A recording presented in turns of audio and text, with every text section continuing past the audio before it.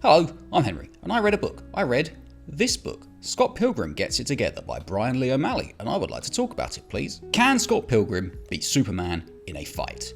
That is what we are trying to answer here. Scott does a bunch of superhuman things across the series that bears his name. Things that aren't just video game stuff. I'm looking at all those things, cross-referencing each one with the Superpower Wiki, finding the specific ability he has, and creating a detailed list of exactly what he can do, his limits, his parameters. That list will then give us the answer to that question I just asked a second ago, but we'll ask again because I've got quite attached to saying, can Scott Pilgrim beat Superman in a fight? That list I mentioned, well, what does it look like so far? What does it look like after scouring through 3 books? Like this. Number 1, Scott has a subspace highway running through his head. This one hasn't been cross-referenced with the wiki because Scott hasn't actually done anything with it yet. He nearly kinda half did something with it in the last book, but it was him and it kind of wasn't him. My head hurts and we've only just started. Number 2, Scott can break the 4th wall. This originally wasn't anything more than level comedy, but in the last book it transitioned to something significantly more. Scott has a limited form of 4th wall manipulation. He can think things and then they happen. I'm saying limited here because for the moment it seems to only apply to real world literary devices, like understanding and requesting a Deus Ex Machina. I'm not sure he can completely and freely bend his own reality, despite what the last thumbnail said, but it is still a thing. Number 3, Scott is as super as Superman. It wasn't much at the beginning, just enough to knock down some buildings, but then he kicked a guy so hard he caught fire, and we had to bump him up. And then he beat up a guy who could punch holes in the moon, and we had to bump him up again. Now, Scott Pilgrim is, without a shadow of a doubt, a physical match for Superman. Number 4, we saw a force field from him. Basic force field generation to advanced force field generation. The less time spent on this cursed force field, the better. Number 5, after image creation as an extension of illusion manipulation, aka magic. Scott Baldor Pildalf. No, but seriously, anything close to magic is good for Scott because Superman is famously weak to it. Number 6, items. Scott can use items. He doesn't actually have any yet, though the only one he got vanished in front of his eyes. But should he get one he can use, we shall be factoring it in. Number 7, save point interaction. Much like the subspace highway, Scott doesn't actually do anything with this one yet, but we're putting it on the list now because 1, just being able to see save points is a superhuman ability, and 2, because it will most likely come back in some way, shape or form. And number 8, an extra life. Scott acquired an extra life in the last book. Seeing as he hasn't died yet, the limits and applications of this extra life haven't really been tested. But like the subspace highway and the save point, I have a feeling it will be coming back. Watch this space. Subspace. Our provisional answer to the question, can Scott Pilgrim beat Superman in a fight, was no. And we were staying with that going into this book. But it's becoming touch and go, let me tell you. Will this book take him over the edge? Will he finally use the subspace highway on his own? Will he use the save point? Will he die? We shall see. First though, thoughts on the book. Real quick, reiteration, this isn't like a proper review. I'm sure someone out there has done a much more insightful review of Scott Pilgrim Gets It Together than what I'm about to say. Actually, someone's probably done a much more insightful list of Scott Pilgrim's superpowers now that I think about it. Oh well, we've come this far. This book is called Scott Pilgrim Gets It Together. Does he? I'd say so. Yeah, he gets a job, and that one little fact goes a long way to making him an infinitely more likable character. Now, I'm not saying just having a job makes you likable and not having a job makes you unlikable, but when you don't have a job and you're shamelessly mooching off your friends and constantly making other people pay for your food and your stuff and your rent, that is quite unlikable and certainly not adorkable in like the lovable loser sense. So Scott doesn't have that black cloud over his head anymore. He does get fired from the job in quick order, but the mere fact that he did a day or two's work goes a long way. And then he makes the conscious decision to, instead of work out some small personal issues, he goes and gets his job back like a responsible adult would. He's also nicer and more mature in general. I mean, he's still woefully immature and clueless at the best of times, but compared to where he started, he's like Ned Stark out here. He even has an argument where he is in the right and almost rational. It is truly a transformation worthy of Ditto. Also, his birthday is 2 days after mine. And my name is Henry. And someone else called Henry plays Superman. Coincidence? No, it's nothing. So this book has finally done it. The series has hammered away diligently, admirably, and I am now finding its attempts at comedy funny. Mainly everything Wallace Wells says. He's Scott's roommate and he's hands down the best character in the whole series, even funny dialogue aside.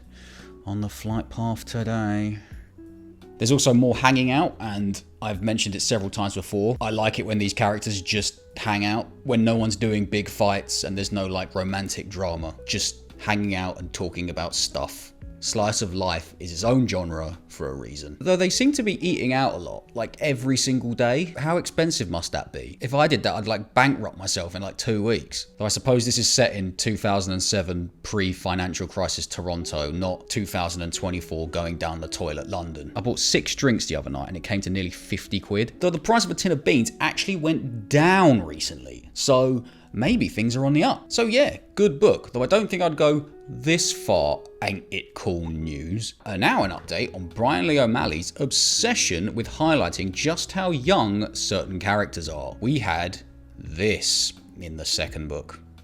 We had this in the third book. And now we have this. She is still 17 and you keep talking about it. And we also have this. So we're okay with the constant reiteration of a 17-year-old girl's relationship with an adult man. But that same child drinking alcohol is bad? Is that right? Do I have that right? Is this where we stand? Okay, cool. I mean, it's not cool. It's skin-crawlingly weird, but ugh, cool.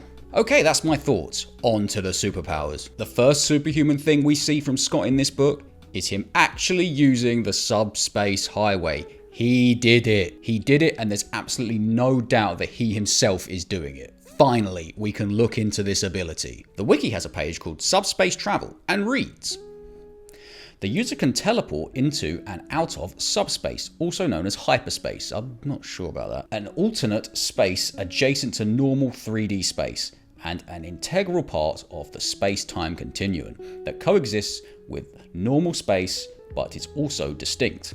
This allows the user and anything they teleport to travel much faster than the speed of light in normal space, as they move from one location to another instantaneously, while ignoring all physical obstacles in between. There's also some stuff about time travel and the 11th dimension, but we're just going to leave that. What this is utility. It is something that will keep Scott alive and add a huge amount of versatility to his arsenal. He can come at Superman from a whole bunch of different angles. He can escape when things get hairy. It also might be a low-key win condition if he can trap Superman inside it. There may be some requirements involving doors with stars on them as his only access points to subspace. However, as we established in the first video, Scott has a subspace highway in his own head. Portable subspace. Is it too much of a leap in logic to say that Scott can access subspace from anywhere, as he kinda is subspace? Maybe. I knew this was going to be huge, so I'm glad we got to add this to Scott's side of the equation. Because for a moment there, I thought we were never going to be able to do that. The next thing we see from him is him dodging attacks from someone who is appearing as a blur, and who Scott himself calls invisible. This takes some serious speed and some serious reactions, both of which we've already established. He has the upper end of a supernatural body, remember? But this is about as clear-cut evidence as there's ever going to get for him being able to dodge attacks from Superman. Scott then gets an item he can actually keep in this book too. The power of love. Giving him +2 guts, +3 heart, +1 to smarts, and +1 to will. It's also a sword, which may or may not shatter upon impact with Superman. But I think it's more of like a metaphysical sword, because it turned a girl into a bunch of woodland critters after cutting her in half, so probably might actually be able to do something against the Man of Steel. And then, apart from some more mild fourth wall breaking with no manipulation, there isn't anything else Scott does in this book. Pretty lean. Pretty lean. So, can Scott Pilgrim beat Superman in a fight yet? After this book, I genuinely think it would be a draw. Scott can keep up with Superman. Scott can take a punch from Superman. Scott could give a punch back to Superman. He could generate some kryptonite through some fourth wall manipulation. He's got force fields, he's got illusions. And now he's got a sword and access to a parallel dimension that would be inescapable for someone who doesn't also have access to it. These are big deals. These are such big deals that it may even sound like Scott should win outright right now. But we have to remember is that Superman is like hacks, all of the hacks all of the time. A lot of the times he'll just knock back whatever you're throwing at him. Which is why I'm saying draw here. We need some super hacks to straight up beat him. And I think we might be seeing some super hacks quite soon, if this is anything to go by. So, we've crossed halfway, we've made the last turn, the home straight is coming up. We are nearly there. I'll see you in book 5. Hello, thanks a lot for getting to the end of the video. Nearly done with the Scott Pilgrim stuff. Nearly done, only 2 more. When we run out, I've got a good idea for what the topic can be for the videos in between the proper book reviews. It is also not lost on me that the 2 movie videos I've done have been a lot better than the others. That doesn't mean I'm gonna pivot to that, but maybe there is a month where I do just some movie stuff. Maybe movie May, sticking to the rule that I discovered in the outro last video, focusing only on movies that are the second in a series. We'll see if we can do this.